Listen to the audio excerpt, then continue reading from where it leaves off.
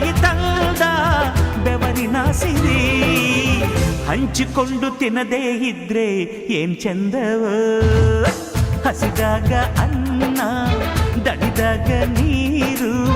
ಕೊಡದಿದ್ದ ಮೇಲೆ ಏನ್ ಚಂದವೋ ಏನ್ ಚಂದವೋ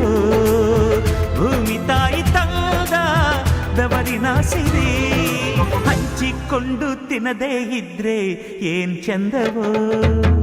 ಹಸಿದಾಗ ಅನ್ನ ದಣಿದಾಗ ನೀರು ಕೊಡದಿದ್ದ ಮೇಲೆ ಏನ್ ಚಂದವೋ ಏನ್ ಚಂದವೋ